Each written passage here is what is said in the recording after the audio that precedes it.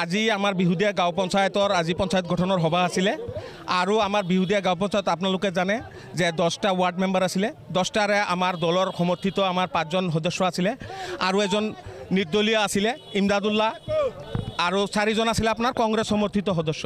তো আজি যেটো মানে আমাৰ শপত গ্ৰহণৰ নিৰ্বাচন সভাপতি নিৰ্বাচন উপসভাপতি নিৰ্বাচনৰ যেটো আমাৰ সভা অনুষ্ঠিত হৈ গ'ল এই সভাত ইতিমধ্যে আমাৰ এউডিএফ দলৰ সমৰ্থিত প্ৰাৰ্থী আজগৰ আলী আৰু লাইলাতুন নেহাৰ উপসভানেত্ৰী হিচাপে তেওঁলোকৰ নাম প্ৰস্তাৱ সমৰ্থন হয় আৰু দ্বিতীয় নাম প্ৰস্তাৱ সমৰ্থন হোৱা নাই তেওঁলোকে বিনা প্ৰতিদ্বন্দ্বিতাৰে নিৰ্বাচিত হৈছে তো আমাৰ নিৰ্দলীয় সদস্য মানে ইমদাদুল্লাহ সমৰ্থন কৰিছে আৰু আমাৰ দলৰ এজন সদস্য আজি এবচেণ্ট আছিলে তেওঁ শাৰীৰিক অসুস্থতাৰ বাবে তেওঁ এবচেণ্ট আছিলে তো দ্বিতীয় নাম প্ৰস্তাৱ হোৱা নাই আমি আজি এউডিএফ দলৰ ফালৰ পৰা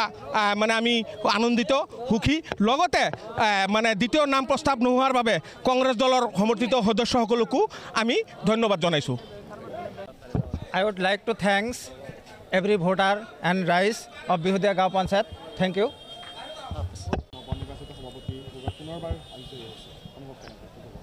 খুবই ভাল লাগিছে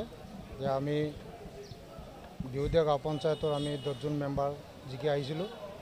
প্ৰথমতে মই ধন্যবাদ দিব বিচাৰিছোঁ যিসকল ভোটাৰে আমাক জয় কৰি আমাৰ পঞ্চায়তত পঠাইছে তেখেতসকলৰ সেৱা কৰাৰ কাৰণে আজি হয়তো আমাৰ 10টা ৱাৰ্ড মেম্বাৰৰ ভিতৰত আমাৰ সভাপতি নিৰ্বাচন আছিল আজি আমি ইয়াতে 9জন উপস্থিত আছিলোঁ এজন হয়তো ৱাৰ্ড মেম্বাৰ এখেত অহা নাই আমি 9জনে ইয়াতে আমাৰ ইয়াতে ভোটিং হোৱা নাই ইয়াতে প্ৰস্তাৱৰ সমৰ্থন দি পেলাই 9জনে মোক সমৰ্থন কৰিছে বিটা প্ৰতিনিধিত্ব কৰিছে হয় ৰাইজৰ হৈ এতিয়া ৰাইজে এতিয়া আমাক ভোট বনাইছে মই এনে খেলিছিলোঁ নিদিলে কিন্তু আমাৰ এউডিএফৰ সমৰ্থনত মই খেলিছিলোঁ ভাইচ প্ৰেচিডেণ্ট হৈছে আমাৰ লাইলাতুন নেহাৰ তেখেতকো 9জনে প্ৰস্তাৱ এতিয়া প্ৰথমতে ধন্যবাদ মই কৰিম আমাৰ যিসকল মানে ভোটাৰ তেখেতে আমাক জিকাইছে তাৰ লগতে আমাৰ দলগাঁও সমষ্টিৰ বিধায়ক সন্মানীয় বিধায়ক তেখেতৰ বহুত আশীৰ্বাদ আছে তেখেতৰ আশীৰ্বাদত মই ইয়াতে এইটো আজি সক্ষম হৈছোঁ লগতে আমাৰ জেডপিচি নমিনী মাইনুদ্দিন আহমেদ তেখেতো যথেষ্ট মোৰ কাৰণে কষ্ট কৰিছিল তেখেতো মই ধন্যবাদ জনাইছোঁ আৰু লগতে আমি যিকেইজন ৱাৰ্ড মেম্বাৰ মোক পিতা